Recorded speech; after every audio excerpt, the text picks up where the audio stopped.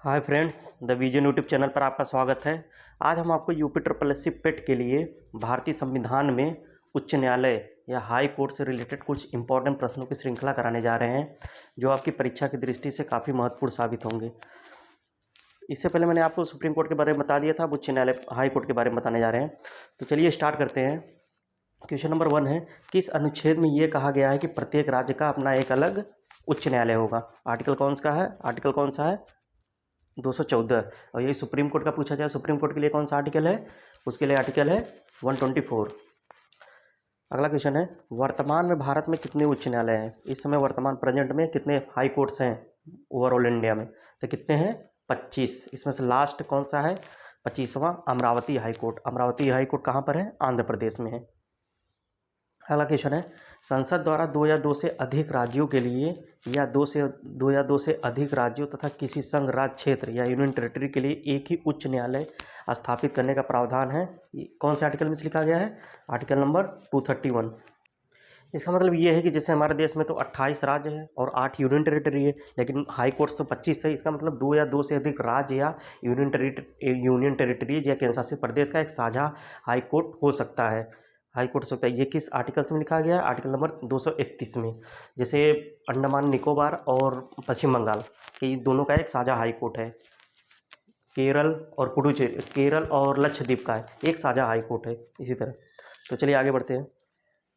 अगला क्वेश्चन है, किस अनुच्छेद में ये कहा गया है कि उच्च न्यायालय भी उच्चतम न्यायालय की तरह एक अभिलेख न्यायालय है? ये कौन से आर्टिकल है? Article number 215। उच्च न्यायालय भी सुप्रीम कोर्ट की तरह एक अभिलेख न्यायालय है। अगला क्वेश्चन है, उच्च न्यायालय के न्यायाधीशों की संख्या को निर्धारित करने का अधिकार किसके पास है? उच्च न्यायालय में अगर मतलब न्यायाधीश की संख्या बढ़ाना है या घटाना है, ये अधिकार किसके पास है? ये अगर आपको सुप्रीम कोर्ट पूछा जाए, ये अधिकार सुप्रीम कोर्ट में न्यायाधीशों की संख्या बढ़ाने या घटाने का अधिकार किसके पास है? तो वो संसद के पास होती थी, लेकिन हाई कोर्ट से अगर पूछा जाए तो राष्ट्रपति के पास होता है। न्यायाधीशों की हाई कोर्ट्स के न्यायाधीश जो होते हैं, इनकी नियुक्ति कौन करता है? राष्ट्रपति करता है। राष्ट्रपति जो होता है भारत के मुख्य न्यायाधीश जो होते हैं, जो सुप्रीम कोर्ट के सीजेआई होते हैं, उनसे एवं संबंधित जिस राज्य में मतलब न्यायाधीशों की नियुक्ति करनी है, उससे संबंधित राज्यपाल के परामर्श के बाद ही मतलब राष्ट्रपति जो है उस राज्य में न्यायाधीशों की नियुक्ति करता है। अगला क्वेश्चन है, उच्च न्यायालय के न्यायाधीशों को पद की शपथ कौन दिलाता है? तो कौन दिलाता है? संबंधित राज्य के राज्यपाल जो होते हैं वही उच्च न्यायालय के न्यायाधीश को जो शपथ दिलाते हैं। अगर वह सुप्रीम कोर्ट पूछा जाए, सुप्रीम कोर्ट के न्यायाधीशों को पद की शपथ कौन दिलाता है? तो उसका आंसर होगा राष्ट्रपति।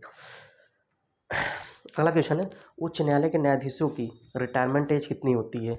62 वर्ष होती है। ये अगर सुप्रीम कोर्ट का पूछा जाए, सुप्रीम कोर्ट का कितना होता है? सुप्रीम कोर्ट का 65 वर्ष होता है। अगला क्वेश्चन है, एक उच्च न्यायालय का न्यायाधीश अपना त्यागपत्र संबोधित करता है, मतलब एक हाई कोर्ट का जो न्यायाधीश होता है वो अपना त्यागपत्र किसे देता है? राष्ट्रपति को देता है। अगला क्वेश्चन है, दिल्ली के अतिरिक्त किस अन्य केंद्र शासित प्रदेश का अपना उच्च न्यायालय है? जम्मू कश्मीर का है।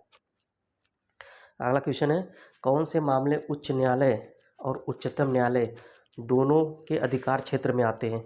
मतलब किस प्रकार के ऐसे मामले होते हैं जो उच्च हाई कोर्ट से भी सुन सकता है और सुप्रीम कोर्ट के भी सुनने की परमिशन होती है? कौन सा है? मूल अधिकार से संबंधित, मूल अधिकार के संरक्षण से संबंधित है। अगर मूल अधिकार का वायलेशन हो, अगर मूल अधिकार से संबंधित कोई भी वायलेशन हो रहा है तो सुप्रीम कोर्ट में भी हम सुप्रीम कोर्ट में भी हम जा सकते हैं और हाई कोर्ट में भी जा सकते हैं। सुप्रीम कोर्ट जो होता है वो आर्टिकल 32 के तहत 5 प्रकार की रिट जारी करता है, और हाई कोर्ट जो होता है वो आर्टिकल 226 के तहत रिट जारी करता है।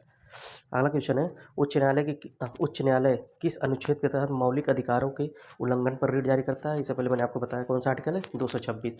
अगर मौलिक अधिकार से रिलेटेड कोई भी हम लोग का वायलेशन हो रहा है तो उसके मतलब इसके संरक्षण के लिए हाई कोर्ट 226 के तहत रिट जारी करता है। अगला क्वेश्चन है, यदि उच्च न्यायालय किसी संघ राज्य क्षेत्र यूनियन टेरिटरी में स्थित है तो उच्च न्यायालय के न्यायाधीशों को शपथ कौन दिलाता है?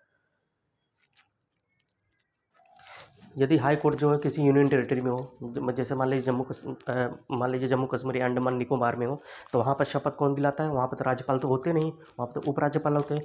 तो वहाँ पर शपथ दिलाते हैं राष्ट्रपति, या राष्ट्रपति के द्वारा नियुक्त कोई व्यक्ति होता है वो शपथ दिलाते हैं। किसके अंतर्गत कोलकाता, चेन्नई और मुंबई हाई कोर्ट्स की स्थापना की गई। कौन सा अधिनियम था ये? भारतीय उच्च न्यायालय अधिनियम 1861। भारतीय उच्च न्यायालय अधिनियम 1861 के द्वारा ही 1862 में सबसे पहले कोलकाता, चेन्नई और मुंबई में हाई कोर्ट्स की स्थापना की गई थी। अगला क्वेश्चन है, उच्च न्यायालय का उल्लेख किस भाग व किस अनुच्छेद में है? अगर भाग पूछा जाए हाई कोर्ट्स तो भाग 6 में। आर्टिकल्स पूछा जाए 214 से 231 में। ये सुप्रीम कोर्ट, लेकिन सुप्रीम कोर्ट भाग 5 में है, उसका आर्टिकल 124 है। अगला क्वेश्चन है, किसी राज्य के उच्च न्यायालय के न्यायाधीशों को वेतन और भत्ते दिए जाते हैं? कि कोई राज्य के जो हाई कोर्ट्स के जो न्यायाधीश होते हैं उनके वेतन और भत्ते किससे दिए जाते हैं? उस राज्य के से संबंधित लोक लेखा निधि से। और यही अगर सुप्रीम कोर्ट का पूछा जाए तो सुप्रीम कोर्ट के वेतन भत्ते और जो भी पेंशन वगैरह होती है सारी चीज़ें भारत की संचित निधि से दी जाती है। लेकिन जो हाई कोर्ट्स होते हैं, हाई कोर्ट्स के न्यायाधीशों के वेतन और भत्ते तो दिए जाते हैं संबंधित राज्य के लोक लेखा निधि से, लेकिन ये पूछा जाए पेंशन किससे दिया जाए? पेंशन भारत की संचित निधि से दिया जाता है, जबकि सुप्रीम कोर्ट में सारी चीज़ें उनको भारत की संचित निधि से दिया जाता है। अगला क्वेश्चन है, उच्च न्यायालय के न्यायाधीश के लिए कौन सी योग्यता होनी चाहिए? मतलब उच्च न्यायालय का अगर न्यायाधीश आपको बनना है तो किस प्रकार की योग्यता होनी चाहिए? पहला तो वो भारत का नागरिक हो, दूसरा कम से कम वो 10 वर्ष तक किसी न्याय के पद पर रह चुका हो, और तीसरा है किसी उच्च न्यायालय के अंतर्गत कम से कम 10 वर्ष तक अधिवक्ता रह चुका हो। अगर आपको ये वीडियो अच्छी लगी हो तो कृपया वीडियो को लाइक और चैनल को सब्सक्राइब जरूर करिएगा। धन्यवाद।